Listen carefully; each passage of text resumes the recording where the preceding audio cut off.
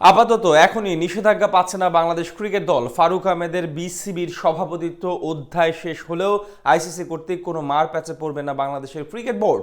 আইনি প্রক্রিয়া বলছে ক্রিকেট নিয়ন্ত্রক সংস্থার কাছে ফারুক আহমেদ নালিশ জানালেও কোনো সমস্যাই হবে না আমিনুল ইসলাম বুলবুলের নতুন সভাপতি হবার ক্ষেত্রে।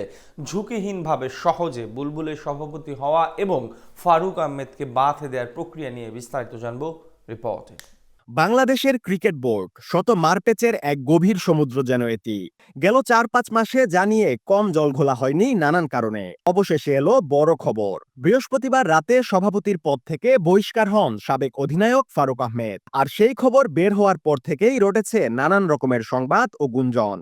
বলা হচ্ছে নিষেধাজ্ঞার মাঝে পড়তে পারে বাংলাদেশ ক্রিকেট দল। তবে আপাতত সেই খবর উড়িয়ে দেওয়াই শ্রেয়, কারণ ফারুক আহমেদকে সরানোর ক্ষেত্রে সকল ফাঁকফোকর বন্ধ করে রেখেছে দেশের ক্রীড়া মন্ত্রণালয়। নতুন বাংলাদেশ পুনর্নির্মাণের লক্ষ্যে পাপন বোর্ডের পরবর্তী সময় অন্তর্বর্তীকালীন বিসিবি প্রেসিডেন্ট হিসেবে নিয়োগ দেওয়া হয় ফারুক আহমেদকে। এর মাস না পের হতেই বিভিন্ন অভিযোগ ওঠে তার বিপক্ষে। বিশেষ করে বিপিএল এর টিকিট কাণ্ড সহ একাধিক বিতর্কিত কাণ্ডে আঙুল উঠে তার উপর। সেই জের ধরেই গেল সপ্তাহে নতুন করে শিরোনাম হন তিনি এবং গতকাল বাদ পড়েন সভাপতির পদ থেকে। এরপর আজ ফারুক আহমেদ কর্তৃক জানানো হয় আইসিসির কাছে নিজের নালিশ তুলে ধরেন তিনি। তারপরেই শঙ্কা জাগে নিষেধাজ্ঞা পেতে পারে বাংলাদেশ ক্রিকেট বোর্ড ও দল। কিন্তু আপাতত এমন কিছু হওয়ার সম্ভাবনা নেই বললেই চলে।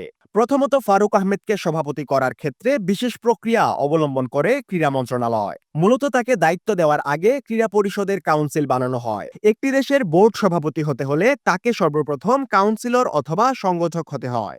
সেটা ফারুক আহমেদ পেয়েছিলেন বিশেষভাবে। ঠিক ওই একই প্রক্রিয়ায় তাকে বাদ দেয়া হয়। গতকাল জাতীয় ক্রীড়া পরিষদ বা এনএসসি আনুষ্ঠানিকভাবে প্রজ্ঞাপন জারি করে ফারুক আহমেদের পরিচালক পদ প্রত্যাহার করেছে। এর ফলে তিনি বাংলাদেশ ক্রিকেট বোর্ডের সভাপতির পদে থাকার যোগ্যতা হারিয়েছেন, যা বোর্ডে সভাপতির আসন এখন শূন্য করে দিয়েছে। অর্থাৎ তার ব্যাপারে সরাসরি হস্তক্ষেপ নেওয়া হয়নি। এক্ষেত্রে আরেকটি ইস্যু হলো তিনি ছিলেন অনির্বাচিত প্রেসিডেন্ট, তাই এখানে আইসিসি কিছুই বলতে পারবে না। ফলে আপাতত বাংলাদেশ ক্রিকেটের নিষেধাজ্ঞা পাওয়ার কোনো শঙ্কা নেই বললেই চলে।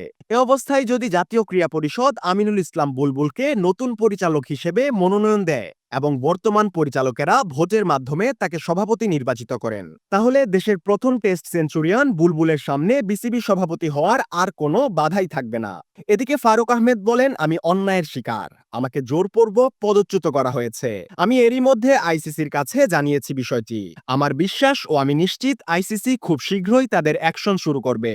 দেখবেন আগামী 2-1 দিনের মধ্যেই বিসিবিতে আইসিসির চিঠি আসবে। তাই এখন দেখার পালা জল কতদূর পর্যন্ত গড়ায়। এদিকে আপন ভাইরা ভাই আকরাম খান ছাড়া বর্তমান বিসিবি পরিচালক পর্ষদের বাকি 8 পরিচালকই অনাস্থা জ্ঞাপন করেছেন ফারুক আহমেদের বিপক্ষে।